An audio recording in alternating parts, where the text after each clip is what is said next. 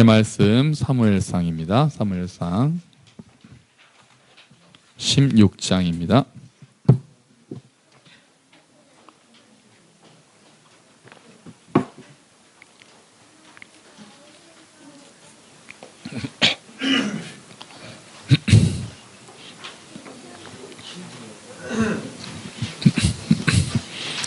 사무엘상 16장 6절부터 12절까지 말씀이에요.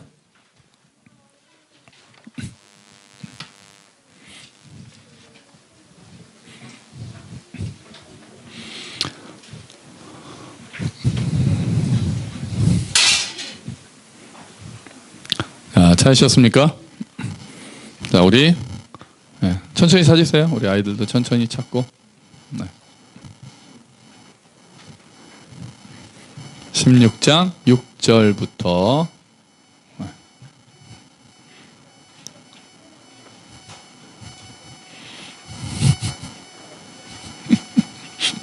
6절부터 12절까지입니다. 우리 같이 읽어볼까요? 시작. 그들이 오매 사무엘이 엘리압을 보고 마음에 이르기를 여호와의 기름 부으실 자가 과연 주님 앞에 있도다 하였더니 여호와께서 사무엘에게 이르시되 그의 용모와 키를 보지 말라. 이미 그를 버렸노라. 내가 보는 것은 사람과 같지 아니하니 사람은 외모를 보거니와 나 여호와는 중심을 보느니라 하시더라. 이새가 아비나답을 불러 사무엘 앞을 지나가게 하매 사무엘이 이르되 이도 여호와께서 택하지 아니하셨느니라 하니 이새가 산마로 지나게 하매 사무엘이 이르되 이도 여호와께서 택하지 아니하셨느니라 하니라. 이새가 그의 아들 7을 다 사무엘 앞으로 지나가게 하나 사무엘이 이새에게 이르되 여호와께서 이들을 택하지 아니하셨느니라 하고 또 사무엘이 이새에게 이르되 내 아들들이 다 여기 있느냐? 이새가 이르되 아직 막내가 남았는데 그는 양을 지키나이다. 사무엘이 이새에게 이르되 사람을 보내어 그를 데려오라. 그가 여기 오기까지는 우리가 식사 자리에 앉지 아니하겠노라. 이에 사람을 보내어 그를 데려오매 그의 빛이 붉고 눈이 빼어나고 얼굴이 아름답더라. 여호와께서 이르시되 이가 그니 일어나 기름을 부으라 하는지라. 아멘. 할렐루야. 이스라엘 첫 번째 왕의 이름이 뭘까요? 우리 아이들만 하면 좋겠는데요. 이스라엘 첫 번째 왕의 이름은요? 사울이에요. 사울. 주원아 누구라고? 사울. 주원이 잘 알죠? 이스라엘 첫 번째 왕의 이름은 사울입니다. 그런데 그 첫 번째 왕이었던 사울은 하나님께 불순종했기 때문에 하나님으로부터 버림을 당합니다. 몇 번의 테스트 기회가 있었는데 크게 이제 2번을 사울이 이제 합격을 못했어요. 그래서 하나님을 의식하고 하나님을 두려워하고 하나님을 의지하기보다 사람을 의식하고 사람을 두려워하고 자기를 중요시하는 것들이 2번이 나왔기 때문에 사울이 이제 딱 탈락됩니다. 탈락. 그러면서 하나님께서 사무엘한테 말씀하시죠. 야, 다른 왕 찾으러 가라. 내가 준비해놨다. 그렇게 말씀을 하세요. 그래서 사무엘이 하나님의 지시를 따라서 온 곳이 지금 이제 이새의 집인 겁니다. 이새라는 사람의 집이에요. 이새라는 사람의 집인데 그에게는 아들이 몇 명 있었습니까? 8명이에요. 8명. 그래서 그 집에 아들들이 많았어요. 그냥 아들이 8이면 어떻게 키웠을까요? 아들 뭐 2만 돼도 이렇게 힘들고 셋인 집은 더 힘들고 그런데 아들이 8이면 자, 그랬는데 이제 그 중에 있을 거다. 지금 없는 거예요. 없어요. 지금 아버지만 만난 거예요. 사무엘이 아버지를 만나가지고 아들들 좀 오라고 하세요. 그랬더니 처음에 누가 옵니까? 큰 아들이 옵니다. 장남이 와요. 저 같은 장남이 왔습니다. 엘리압. 근데 장남인 엘리압을 사무엘이 보자마자 그냥 촉이 왔어요. 촉이. 딱 보자마자 이 사람이네. 하나님이 이 사람을 왕으로 만드셨네. 왜 그럴까요? 엘리압이 어떤 모습이었을 것 같으세요? 이건 뭐 우리 상상이잖아요. 어땠을까요? 엘리압은. 승환아, 엘리압은 어땠을 것 같아? 어떻길래 보자마자 이 사람이 왕이구나 라고 생각을 했을까요? 키가. 일단은 키가 컸을 것 같아. 맞아. 키는 확실히 컸을 것 같아. 왜냐하면 하나님이 키 보지 말라고 나중에 하신 거 보니까. 그러니까 하나님이 그 얘기를 했다는 거는 사무엘이 키가 컸던 것 같아요. 근데 사실 사울도 키가 컸거든요. 사울이 다른 사람보다 머리 하나가 더 있었다고 그랬어요. 사울이 그렇게 써 있습니다. 앞부분에. 사울이 그 이제 왕 부으려고 그러는데 기름 부으려고 그러는데 어디 숨어 있다가 나오라 그랬더니 다른 사람보다 더 컸다 그런단 말이에요. 그러니까 하나님은 이미 키에 이거 전문 용어 쓰면 안 되고 하나님께서 이미 키 큰 거 아무런 소용이 없다는 걸 아셨어요. 자, 그래서 엘리압은 일단은 키가 컸을 것 같아요. 또 상상해 봅시다. 또 어땠을까요? 왕답다라는 건 어떤 걸까요? 외모가 뭐 어때? 좋아? 미남이야? 저는 요거 조금 생각이 달라요. 그러니까 뭐 미남이긴 할 텐데 꽃미남일까요? 꽃미남은 아닐 것 같아요. 그냥 이 당시에 왕이 여러분 왕이 해야 되는 가장 중요한 일이 뭡니까? 전쟁이에요. 그러니까 예쁘장하게 생기면 안 돼요. 잘생길 수는 있어도 예쁘장하게 생기면 안 되고 어떻게 생겨야 돼요? 사나이답게. 그러니까 좀 이렇게 근육도 있고 좀 이렇게 등치가 크고 키도 크고 장군감이어야 되는 거예요. 그러니까 지금 뭐 아이돌 뽑는 게 아니에요. 지금 아이돌 같이 뽑아가지고 뭐 쓸데없이 뭐 프로듀스 102 이런 쓸데없는 그런 게 아니에요. 알겠니 유진아? 지금 유진이가 그런 애한테 빠져 있어요. 자 그런데 그 옛날 같으면 왕은커녕 저 하인밖에 안 되는 사람이에요. 자 그런데 나중에 다윗은 용모가 붉고 눈이 빼어나고 얼굴이 아름답다. 얼굴이 붉다는 거는 아주 그냥 앳돼서 뺨이 발그레 하는 게 너무 꼬맹이 같다는 뜻이에요. 그 얼굴이 아름답다고 한 거는 이게 칭찬이 아닙니다. 남자가 뭐 차별, 저 어릴 때 그렇게 들었어요. 이렇게 기집애 같다는 말을 제가 들었어요. 왜냐하면 제가 보조개가 있어요. 지금 이게 주름이 잡혀서 잘 안 보이시는 게지만 어릴 때 이렇게 하면 제가 보조개가 들어가니까 동네 형들이 맨날 놀렸어요. 기집애 같다고 그래요. 여자애라면 안 쓰잖아요. 그때 막 기집애 같다고 막 보조개 들어간다고. 나중에 알고 보니 이게 매력 포인트였는데 그때 되게 싫었어요. 그 매력 포인트라는 거 알자마자 이게 주름으로 바뀌어가지고 이제 소용이 없게 됐어요. 그게 지금 다윗이 얼굴이 아름답다 이런 거는 왕감은 아니라는 오히려 그런 거예요. 물론 눈빛은 살아 있었던 것 같지만 자 그랬는데 그러니까 엘리압이 그런 사람이에요. 그러니까 우리가 생각할 때 키도 큰 것 같고 뭔가 싸움도 잘할 것 같고 아주 호탕한 스타일의 등치도 있을 것 같고요. 전쟁을 잘 할 것 같은 사람이 딱 나타나니까 사무엘이 보자마자 야, 이 사람이네. 딱이네. 하나님이 잘 고르셨네. 내가 봐도 왕이네. 딱 그러셨단 말이에요. 그런데 하나님이 딱 뭐라고 하십니까? 자, 우리 한번 거기를 주보에 있는 우리말 성경으로 한번 다시 읽어볼까요? 자, 우리말 성경 사무엘상 16장 6절부터 7절까지 한번 읽어봅시다. 시작. 그들이 도착하자 사무엘이 엘리압을 보고 생각했습니다. 여호와께서 기름 부으실 사람이 정말 여호와 앞에 나와 있구나. 그러나 여호와께서 사무엘에게 말씀하셨습니다. 겉모습이나 키를 보지 마라. 나는 그를 이미 버렸다. 내가 보는 것은 사람이 보는 것과 다르다. 사람은 겉모습을 보지만 여호와는 마음의 중심을 보신다. 아멘. 하나님이 딱 대놓고 말씀하시잖아요. 그 사람 겉모습 보지 마라. 네가 볼 때 싸움 잘할 것 같고 전쟁 잘할 것 같고 키 크고 뭐 잘생기고 등치 크고 이런 거 보지 마라. 나는 그 사람 제꼈다. 나는 사람이 보는 것과 하나님이 보는 건 다르다. 너희는 겉모습을 보고 판단하지만 나는 중심을 보고 판단한다. 그러니까 사무엘도 겉모습에 넘어간 거예요. 그 사무엘도. 저 약간 위로가 될 때가 있어요. 사무엘도 넘어가는구나. 그러니까 우리도 실수 많이 할 수 있겠구나. 자, 그렇게 해서 결국은 거기에 없었어요. 7명 아들이 다 지나갈 때까지 다 이제 이제 끝난 것 같은데 사무엘이 이상했겠죠. 얘도 아니다. 얘도 아니다. 이렇게 지나가는데 얘도 아니다. 얘도 아니다. 끝났어요. 마지막까지. 그러니까 이상해서 혹시 아들 또 있어요? 그랬더니 뭐 막내가 하나 있긴 한데 지금 들에서 양치고 있는데 그러니까 아예 데리고 오지도 않았어요. 막내는 존재감도 없는 아이였어요. 그랬더니 데리고 와라. 그래서 사무엘이 감이 왔겠죠. 하나 남았다고 하니까 데리고 와라. 데리고 왔는데 그 보자마자 하나님이 이 사람이다 라고 말씀하셔서 기름을 부어서 왕을 세운 사람, 그 사람이 바로 누굽니까? 다윗이 되는 거죠. 이스라엘 전체 최고 역사상 최고의 왕으로 칭송받고 있는 다윗입니다. 자, 지금 요즘 많이 나오는 뭐 웹툰 제목도 있고요. 외모지상주의라는 게 요새 또 유행이에요. 뭐 많이 이전부터 있었죠. 외모지상주의라는 거는 외모가 개인 간의 우열을 가리고 인생의 성공과 실패까지 좌우한다라고 하는 게 외모지상주의예요. 그러니까 외모가 뭐든지 더 뭐 좀 더 보기 좋고 하는 게 좋다는 거 뭐 누가 뭐 역사적으로 부정하겠어요. 근데 지금은 그게 아예 성공 실패까지 좌우한다. 그래서 농담처럼 그래요. 스펙을 쌓느니 그 돈으로 성형을 해라 그래요. 그런 얘기까지 있어요. 뭐 스펙 몇 개 더 쌀 바에는 그 돈 모아서 성형하는 게 더 낫다. 뭐 그런 식으로 한단 말이에요.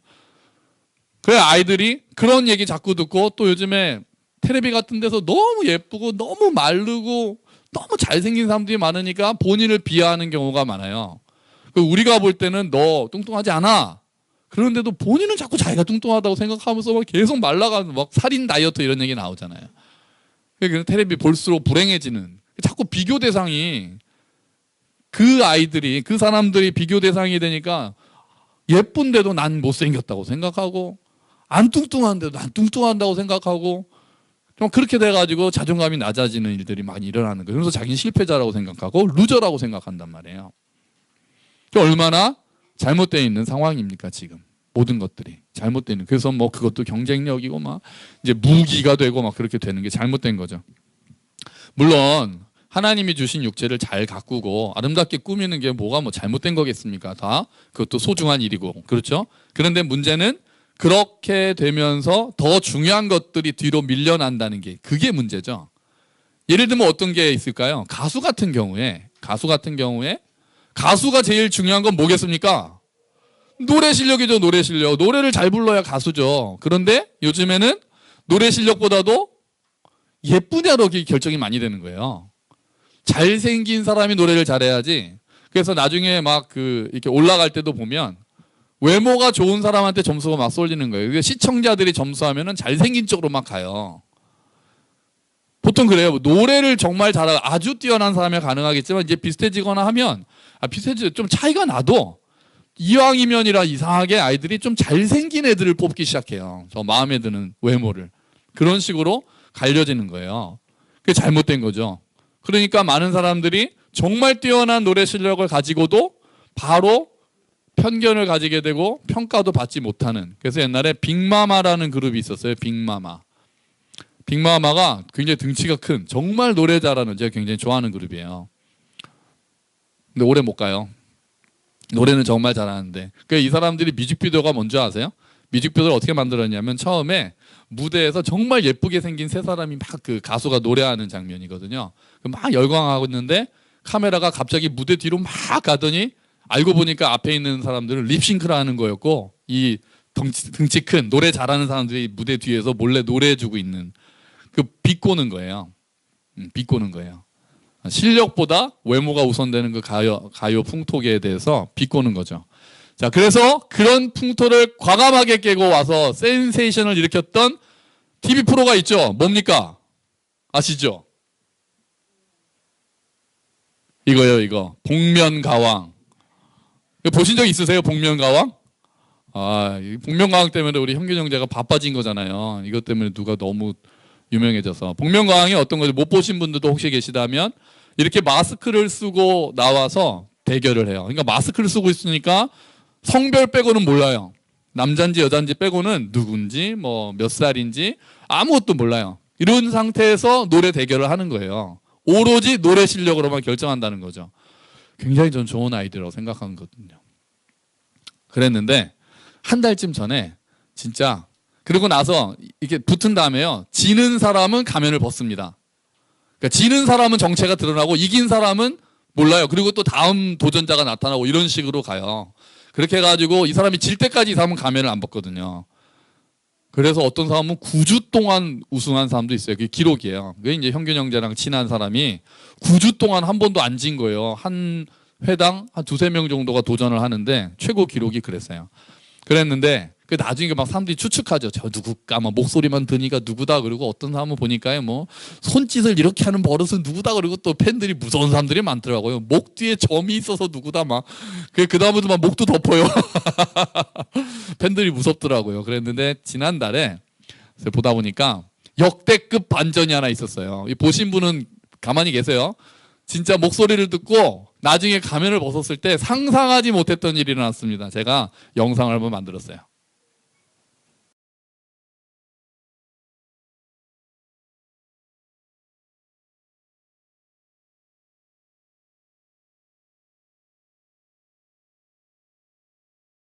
진짜 놀랍죠. 이게 지난달에 있었던 사상 최대의 반전이에요. 저는 이 장면을 보고도 그 장난치는 줄 알았어요. 진짜 노래가 아니라 녹음 튼 줄 알았더니 나중에 진짜 노래하는데 진짜 이 개그우먼 박지선이 이렇게 노래를 상큼한 목소리로 부르는 거예요. 그래서 우리 하은이는 이 장면을 보고 너무 반해서 앨범 내면 사겠다고 기다리고 있어요. 너무 의외죠, 의외. 정말 이거 한 사람들이 진짜 그때 다 경악했다고요. 자, 이런 걸 보면서 이게 왜 이 장면을 제가 보게 됐냐면은 저 아내가 지난주에 무슨 교육을 받으러 갔어요. 교육을 받으러 갔는데 그 사람이 이 장면을 보여준 거예요. 그 강사가 이걸 보여주면서 뭐라고 얘기했냐면은 우리 아이들도 외모로 평가하지 마십시오. 학부모들을 위한 그 강의였거든요. 우리 아이들도 외모와는 달리 가지고 있는 재능들이 다양하게 숨겨져 있을 수 있는데 외모를 보고 일단 판단해서 하지 말고 아이들이 가지고 있는 숨겨진 재능을 잘 발굴해 주십시오라는 강의를 하면서 요 영상을 보여줬다고 합니다. 자, 그런데 이제 저는 조금 더 외모라는 거를 지금까지는 얼굴에 집중을 했다면 외모를 조금 더 넓혀서 생각을 하면 지금은 외모라고 하면 그 사람이 가지고 있는 실력 이외의 것들을 외모라는 곳에 다 포함시킬 수가 있어요. 자기가 열심히 해서 가지고 있는 내면의 어떤 실력이나 어떤 업무를 수행할 수 있는 능력이 아니라 그 외에 보여지는 막 이런 거죠. 그래서 그러니까 학벌, 또 집안에 돈이 얼마나 있네, 부모님이 무슨 직업이시, 너그 아버지 뭐 하시노 이거 있잖아요. 그런 것들도 다 이제 외모라는 것 안에 다 들어갈 수가 있는 거예요. 그래서 지금 한참 유행이 되고 막 이슈가 된 채용을 뭐라고 합니까 요새? 네, 블라인드 채용이라는 게 돼 있죠. 그래서 공기업부터 이제 문재인 정부부터 이제 그렇게 좀 확대하겠다 이런 이야기를 하면서 블라인드 채용 같은 거 해요. 그 블라인드 채용은 보니까 지금 그 민지자매가 그 한국교육개발원에서 일을 하는데 블라인드 채용을 했다 그러더라고요. 어떻게 했냐 물어보니까 성별도 안 봤답니다. 봤는데 뭐 지역, 뭐 나이도 안 보고 뭐 졸업한 학교도 가리고 전공도 안 보고, 저는 좀 놀랐어요. 아무것도 안 보고 오직 경력만 본다는 거예요. 그래서 어떤 과정을 이수했다, 어떤 자격증이 있다 이런 것만 보고 뽑아서 막상 그러고 나서 이제 뽑고 보니까 이제 좀 연세가 많고 이제 그 전공도 하지 않은 여성분이 뽑혔다라고 얘기를 하더라고요. 그래서 이런 것들 통해서 그런 걸 다 가리고 온전히 그냥 그대로 가지고 있는 또 그 사람이 그동안에 수행했던 것들 이런 걸로만 평가하겠다. 그러니까 논란이 좀 있어요. 이제 반대에서는 역차별이다 이렇게 얘기도 하는데 구직자의 82%가 찬성했다고 합니다. 그렇겠죠. 그러니까 학벌 때문에 아예 서류조차 통과도 못된 사람이 너무 많으니까요. 지방대 나왔다는 이유로 아무리 영어를 잘하고 실력이 있어도 아예 서류 자체가 통과가 안 돼. 면접조차 기회가 주어지지 않고 또 옛날에는 본 적이 어디냐에 따라서도 막 차별이 있었잖아요. 그래서 본 적 없애자 막 그런 얘기도 있었다고요. 그런 것들. 또 부모님이 무슨 일 하시는지, 또 가족이 어떤 일 하는지, 부모님 직업 이런 것들 때문에 자기가 갖고 있는 실력을 펼쳐볼 기회를 아예 발휘하지도 못하는 일들이 너무 많다 보니 블라인드 채용이 문제점도 있지만 그래도 이게 더 공정하다라고 생각하는 사람이 취업을 준비하는 사람은 80%가 찬성을 해요. 그렇겠죠? 그 나머지 20%는 학교가 좋거나 돈이 많거나 굉장히 잘생겼거나 사진도 못 붙이게 합니다. 이제 외모도 안 보기 위해서 사진도 못 붙이게 해요. 저도 좀 유리하죠. 안 붙이면. 그런데 민간 기업의 인사 담당자들은 블라인드 채용에 대해서 찬성할까요? 반대할까요? 인사 담당자들이요. 아니에요. 80%가 찬성했습니다. 이유가 뭐냐면 막상 뽑아보니 스펙이 전혀 쓸데가 없더라는 결론이었어요. 뭐 학벌이 좋다고 뽑고 뭐 해서 뽑아놨더니 실제로 업무를 시켜보니까 거의 상관이 없더라. 그래서 80%도 문제는 있지만 취지는 충분히 공감한다. 그렇게 나왔어요. 저는 조금 의외였어요. 자, 그래서 자격증이나 경력이나 이런 게 되게 중요해졌어요. 이런 것도 외모지상주의에서는 조금 더 반대쪽으로 나간 거라고 할 수 있겠죠. 그런데 우리는 또 이제 한 걸음 더 나가야죠. 성경이 말할 때 하나님께서 외모를 보지 않고 마음의 중심을 보신다고 할 때 그 중심은 실력을 의미할까요? 성경에서 중심을 본다고 할 때는 실력을 의미하지도 않습니다. 실력조차도 어쩌면은 외모로 들어가요. 이제 여기서 우리가 세상과 결별하는 지점이 생기는 거죠. 자, 그러면 성경에서 말하는 마음의 중심은 일단 뭐를 생각할 수 있을까요? 외모랑 반대되는 어떤 거를 봐야 된다고 우리는 이야기할 수 있을까요? 뭐라고 생각하세요? 뭐요? 네? 믿음. 아직 믿음까지는 안 갔고요. 그 전에 딱 생각하는 마음의 성품이에요. 성품. 인격, 성품. 그런 것들을 마음의 중심이라고 봐요. 여러분 우리 주보에 베드로전서 3장 3절 4절이 있습니다. 베드로전서 3장 3절 4절 우리 같이 읽어봅시다. 시작. 여러분은 머리를 치장하거나 금붙이를 달거나 옷을 차려 입거나 하는 거치장을 하지 말고 썩지 않는 온유하고 정숙한 마음으로 속사람을 단장하도록 하십시오. 이것이 하나님께서 보시기에 값진 것입니다. 아멘. 베드로 사도가 이제 이야기를 합니다. 막 뭐 머리 뭐 예쁘게 하고 뭐 귀걸이 뭐 코걸이 이런 거 하거나 뭐 명품 옷 입고 이런 거 하지 말고 뭐 이런 거 아예 하지 말라 이런 얘기는 아니겠죠. 근데 거치장보다 더 중요한 거는 속사람을 단장해라 하는 거예요. 속사람. 이게 우리에게 마음의 중심이에요. 근데 속사람을 단장하는 방법이 뭐냐? 썩지 않는 온유하고 정숙한 마음으로 속사람을 꾸미라 그래요. 그러니까 속사람을 잘 꾸미기 위해선 마음의 중심을 꾸미기 위해서는 온유함이 필요하다는 거고 정숙함이 필요하다는 거죠. 그러니까 이거는 성품을 말하는 거예요. 실력도 아니죠. 마음을 꾸미라는 거예요. 그 사람의 마음은 성품을, 그러니까 그 사람의 마음이 어떤 성품을 가지고 있느냐로, 이거는 세상에서는 못 볼 수 있죠. 장기간에 걸쳐서 볼 수 있을 거예요. 드러나니까. 그런데 하나님께서는 처음부터 그걸 보신다는 거예요. 그리고 베드로전서도 그렇게 얘기하는 거예요. 썩을 것들, 결국은 다 썩을 외모나 뭐 이런 것들로 우리는 어차피 다 늙어갈 거고 다 흙으로 돌아갈 거잖아요. 그런데 성품은 그렇지 않다는 거예요. 성품은 계속해서 빛나는 거예요. 자, 그래서 성품으로 이제 좋은 성품으로 속사람을 단장해라 라고 합니다. 성품이라고 하면 우리는 바로 어떤 것들을 떠올려야 되냐면은 갈라디아서에 있는 성령의 열매들을 떠올려야 합니다. 주보 아래에 보시면 개역개정에 갈라디아서 5장 22절 23절이 있어요. 같이 읽어봅시다. 시작. 오직 성령의 열매는 사랑과 희락과 화평과 오래 참음과 자비와 양선과 충성과 온유와 절제니 이 같은 것을 금지할 법이 없느니라. 아멘. 아멘. 요즘 무서운 중학생들에 대한 기사가 많이 나옵니다. 그죠? 여기저기서 뭐 그게 뭐 인지 드러났다 뿐이지 그동안 얼마나 많았겠습니까? 근데 그렇게 드러날 정도의 아주 무서운 사건이 아니더라도 이제 아이들이 쉽게 주고받는 이야기나 이런 얘기들을 이렇게 들어보면 버스 안에서는 그 교복 입은 중학생들하고 타면 무섭습니다. 버스 안에서 같이 타고 있으면 남자애들은 별로 안 무섭습니다. 여자애들이 더 무서워요. 하도 욕을 많이 해가지고 듣고 있는 제가 불편할 정도로. 그 아이들 이렇게 얘기를 들어보면, 또 엄마들의 얘기를 들어보면 꼭 그렇게 욕을 하느냐 마느냐의 문제는 아니에요. 오히려 그거보다 더 중요한 거는 아이들이 굉장히 이기적이라는 게 드러나요. 굉장히 이기적이고 아이들 그 왕따시키는 이야기들 이런 거 들어보시잖아요. 아주 못되게 누군가를 괴롭혀서 자기 존재감을 드러내려고 하고 또 내 편이 아니면 다 나쁜 놈인 거 완전 이분법으로 너 쟤랑 같이 있으면 너도 공격 대상이 되고 그래서 약자를 도와줘야 한다거나 이런 생각들은 하지 못하고 다 각자가 살기 위해서 강자에게 붙어야 되고 그거를 이용하고 아주 그냥 아주 나쁜 일들을 배워 있더라고요. 많은 아이들이. 그런 분위기가. 또 막 엄청난 경쟁에 시달리고 그게 아이들의 인성이 파괴되고 있어요.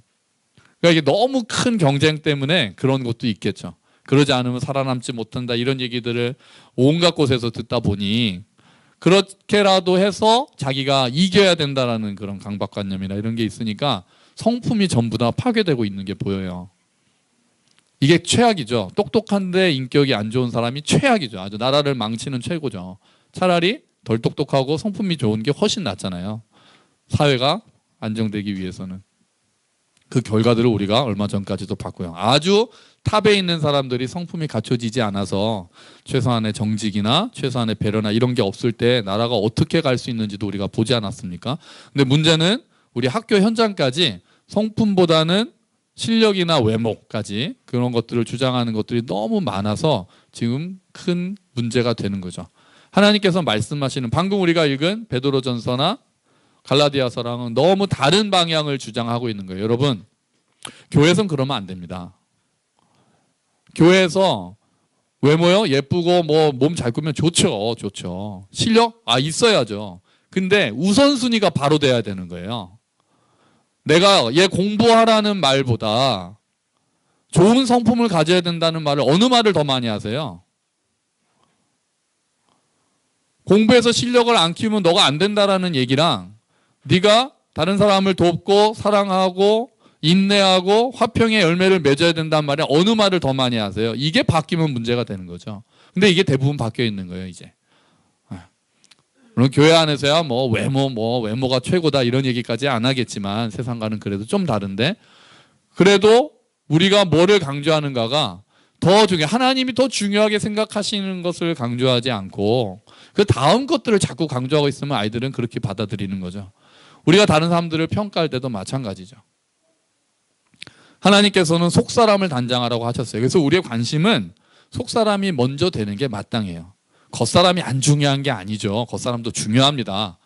하지만 속사람이 더 중요하다는 얘기는 우리가 뭐 설교 시간에 이렇게 얘기한다고 해도 평소에 하는 이야기들이 부모님이 선생님이 들려주는 이야기가 어떤 게 더 강조점이 있는지는 금방 알거든요. 아이들은. 우리도 서로 알잖아요.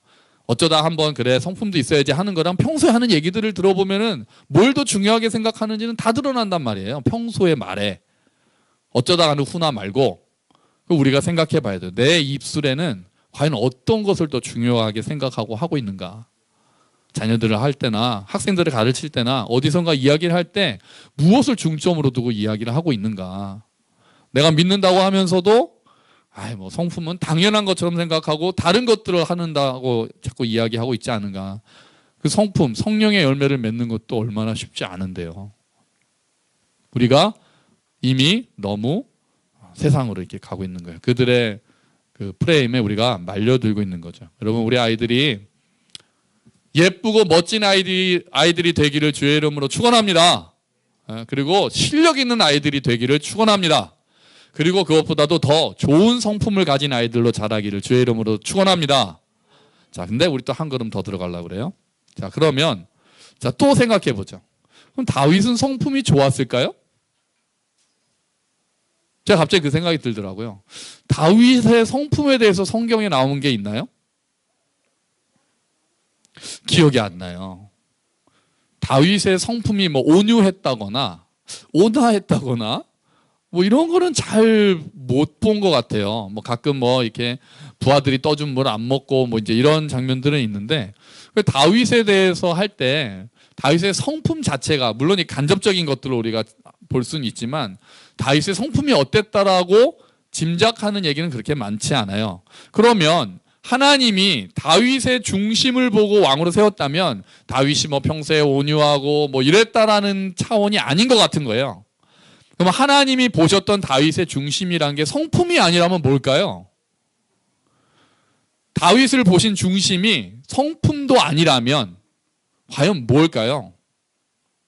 마음의 중심은 뭘 말하는 걸까요? 왜 하나님은 다윗을 선택하셨을까요? 뭘 보고요? 이제 여기는 우리가 생각할 것은 성경에 정확하게 다윗의 뭘 봤다고 말씀 안 하시는데 성경에서 말하는 마음의 중심은 성품보다 좀 더 깊은 것을 많이 이야기해요. 어떤 거냐면은 그 중심에 무엇을 두고 있느냐입니다. 하나님께서 다윗의 마음의 중심을 보시고 다윗을 왕이 되겠다라고 생각하시고 선택하신 이유는 다윗은 그 마음 중심에 하나님을 경외하는 모습이 있었기 때문이에요. 그게 마음의 중심이에요.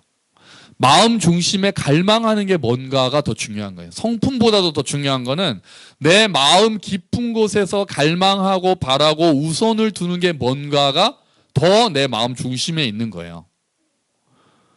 다윗은 왜 골리앗이 나와서 막 그럴 때 다윗이 뛰쳐나갔는지 기억하십니까? 그가 하나님의 군대를 모욕하기 때문이었어요. 그래서 다윗은 나갈 때 이 할례 받지 못한 놈이 어떻게 살아계신 하나님의 군대를 모욕하느냐라고 울분에 차서 뛰쳐나갔어요. 하나님이 모욕받는 걸 참지 못했던 거예요, 다윗은. 그리고요, 다윗이 쓴 시편들을 보세요. 힘들 땐 온전히 하나님한테 부르짖어요. 막 저놈 때려주세요라는 말도 좋으니 하나님한테 굉장히 매달립니다. 하나님은 당연히 날 도우시니까 난 내 힘으로 이렇지가 않아요. 얼마나 절절하게 시편에서 다윗이 그냥 좋은 일만 있으면 하나님을 찬양하고 자연을 보고도 하나님을 찬양하고 우리 어제 아침에 봤잖아요. 그런 식으로 하면서 다윗이 굉장히 모든 것에서 하나님을 결부시키는 능력이 있었던 거예요. 그게 하나님을 마음의 중심에 두고 있는 사람의 모습이죠. 나중에 다윗이 죄를 안 짓습니까? 죄 짓죠. 굉장히 정욕적인 사람이었고 다윗이 밧세바와 죄를 짓고 나단이 와서 당신이다라고 하니까 바로 그 자리에서 내가 죄인입니다. 회개하면서 시편 51편을 짓잖아요. 그러니까 다윗은 실수도 많았고 모든 잘못된 부분들도 가지고 있었지만 그리고 판단을 못할 때도 있었고 편애하기도 하고 그랬지만 그 마음속에 하나님을 의식하고 하나님 앞에 서려고 하는 마음만큼은 그 누구도 따라갈 수가 없었어요. 하나님께서 보신 것은 그 마음의 중심이었던 거예요. 하나님을 경외하는 마음이 마음의 중심에서 가장 중요한 거죠. 성품도 어떻게 보면 하나님을 경외하는 것에서 나오는 성품이어야 돼요. 우리에게는 그게 가장 중요한 거예요. 물론 이렇게 돼서 우리가 하나님을 의식한다는 것은 하나님이 어떠한 분이신지를 계속 기억하는 거예요. 하나님이 어떠한 분이신지 계속 기억하는 거예요. 내가 하는 일을 하나님이 어떻게 생각하실까를 생각해 보는 거예요. 그리고 하나님이 지금 나에게 하고 계시는 일이 무엇인가를 보는 거예요. 많은 사람들, 내가 만나는 사람들, 내가 가지고 있는 직업들을 하나님의 선물 또는 하나님이 주신 기회로 보기 시작하는 거예요. 그리고 늘 하나님을 의식하고 내 마음을 점검하는 거예요. 하나님의 뜻이 무엇일까를 분별하기 위해서 애쓰는 거예요. 하나님을 더욱 아는 것을 사모하는 거예요. 그리고 하나님의 기쁨이 되기를 원하는 거예요. 그게 마음의 중심에 하나님이 있는 사람들의 모습이에요. 그런 사람들은 그리고 당연히 그 결과로 성품도 좋아지겠죠. 예수님을 닮은 성품이 나올 테니까요. 그게 가장 먼저입니다. 그게 가장 먼저입니다. 여러분, 우리 자녀들이 그리고 우리 주의 백성들이 그 마음의 중심에 하나님을 경외하는 마음이 들어가 있기를 주의 이름으로 축원합니다. 진짜 모든 일들 가운데서 하나님이 나에게 어떠한 일을 하고 계신지 또 나에게 어떤 일을 행하셨는지를 생각하고 내가 지금 하는 일이 하나님과 관련 없는 일이 하나도 없다는 거예요. 내가 하고 있는 일 중에 하나님이 관심 두지 않는 일이 하나도 없다는 거예요. 내가 밥을 먹고 사람을 만나고 공부하고 직장에서 누구를 상사를 만나고 내 후배를 만나고 군대를 가고 그 모든 일이 하나님과 관련이 없는 일이 없다는 거예요. 그 사실을 기억하는 게 하나님을 의식하고 경외하는 마음이에요. 우리가 그렇게 마음의 중심 가운데 하나님을 경외하고 하나님을 의식하는 그 마음의 중심이 가득 차야 하는 겁니다. 그런데 우리는 여기서 한 걸음 저는 더 보려고 합니다. 근데 이 원칙도 통하지 않는 영역도 있어요. 마음의 중심조차도 필요 없는. 어딜까요? 뭘까요? 놀랍게도 하나님이 우리를 사랑하실 때는 이것조차도 보지 않으셨어요. 그죠? 왜 우리가 구원받았습니까? 여러분이 왜 하나님을 믿게 됐어요? 하나님이 왜 우리를 선택하셨습니까? 우리가 잘생겼습니까? 아니죠. 그럼 우리가 실력이 좋아서입니까? 아니죠. 우리가 성품이 좋아서입니까? 아니죠. 우리가 하나님을 경외했기 때문입니까? 아닙니다. 하나님이 우리를 선택하신 것에는 우리의 중심조차도 보지 않으셨습니다. 우리의 외모도 실력도 성품도 아니 하나님은 아무것도 보지 않으셨어요. 우리는 누군가 하나님의 사랑을 받게 되면 자꾸 원인을 찾아보려고 그래요. 아 이러니까 쟤는 그럴만해. 사랑받을 만해. 우리는 사랑을 받는 사람들을 보면 걔는 그러니까 사랑받을 만해 라고 이야기합니다. 하지만 하나님이 우리를 선택하실 때는 그 원칙이 아무것도 소용이 없었어요. 너는 내가 먼저 사랑했기 때문에 이제 사랑받을 만한 자가 됐다. 여러분 하나님께서 우리를 선택하실 때는 우리가 하나님을 알지도 못할 때, 우리가 하나님을 거역할 때, 심지어는 하나님을 무시하고 교회 다니는 사람들을 싫어하고 기독교를 싫어한다고 했을 때조차 왠지는 모르게 하나님께서 우리를 먼저 손을 내미셨습니다. 아멘. 하나님의 사랑은 이렇게 큽니다. 우리를 향한 하나님의 사랑은 이렇게 커요. 이스라엘 왕을 중심을 보고 세우실 때보다도 그 이후에 예수 그리스도의 십자가를 통해서 우리를 만나주시고 우리를 사랑하실 때 하나님이 보여주신 사랑, 예수님께서 십자가에서 다 이루셨다고 말씀하실 때 그 사랑은 하나님 중심을 보셨던 것보다도 훨씬 뛰어넘어서 아무런 이유 없이, 아무런 공로 없이, 아무런 원인 없이 우리를 먼저 사랑하셨습니다. 이게 복음이에요. 외모를 안 보고 실력을 본다는 것도 아직 복음이 아닙니다. 성품을 본다는 것도 아직 복음이 아닙니다. 하나님을 먼저 생각하는 마음을 본다는 것도 복음이 아닙니다. 만약에 그게 조건이었다면 우리 중에 누가 과연 구원을 받을 수 있었겠습니까? 아니에요. 복음은 사실 하나님은 그것조차도 보지 않으셨다는 거예요. 그리고 우리를 사랑하셔서 먼저 붙잡아 주셨다는 것입니다. 하나님을 찬양합니다. 할렐루야. 아멘. 아멘. 감사하죠. 그래서 다행히 우리가 이 자리에 앉아 있을 수 있는 겁니다. 여러분, 하나님의 사랑은 이렇게도 놀랍고 기이합니다. 우리가 생각하는 원칙과 기준들을 다 뛰어넘을 때가 너무 많아요. 우리가 이제 구원받은 자들로서 우리가 하나님께서 주신 몸 또 예쁘게 잘 가꿉시다. 예쁘게 잘 가꿉시다. 그리고 열심히 노력해서 실력 잘 쌓읍시다. 그리고 좋은 성품 가질 수 있도록 인내하고 성령의 열매를 맺도록 우리가 힘쓰고 우리가 그렇게 합시다. 그리고 그 무엇보다도 하나님을 경외하는 사람으로 자라가도록 합시다. 하지만 더 중요하게 하나님이 나를 사랑하실 때 그 모습이 어떤지를 더 기억하시는 우리가 되면 좋겠습니다.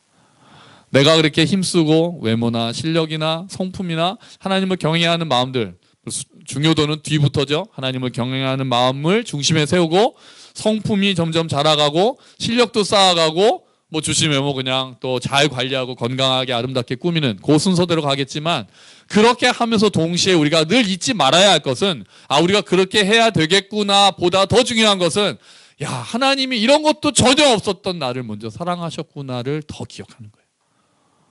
나는 아무런 조건이 없었는데도 하나님이 나를 사랑하셨구나. 그래서 우리가 더 해야 될 일은 그 사랑에 감격하는 겁니다. 그 사랑에 더 놀라는 겁니다. 그 사랑에 더 깊이 잠기는 겁니다. 그렇게 할 때 오히려 우리 안에 그 하나님을 경외하는 마음이 생기는 거예요. 그렇게 먼저 나를 다 바쳐서 사랑하신 하나님의 사랑이 있기 때문에 이제 우리가 그 하나님을 경외하고 사랑하기 시작하는 거예요. 그 사람들이 성령의 열매를 맺어갑니다. 그리고 그 사람들은 하나님이 주신 달란트를 잘 쌓아서 실력을 발휘합니다. 그리고 하나님께서 주신 선물이 육체를, 건강을 잘 관리하는 거예요. 순서는 그렇게 되는 겁니다. 첫 번째 단추, 하나님이 우리를 위해서 행하신 그 일, 아무것도 보지 않고 사랑하신 그 사랑, 그 사랑에 푹 잠기는 저와 여러분이 되시기를. 그래서 나머지도 하나씩 하나씩 쌓아가는 저와 여러분들, 특히 우리 아이들이 되기를 주의 이름으로 축원합니다. 아멘. 같이 기도하겠습니다. 하나님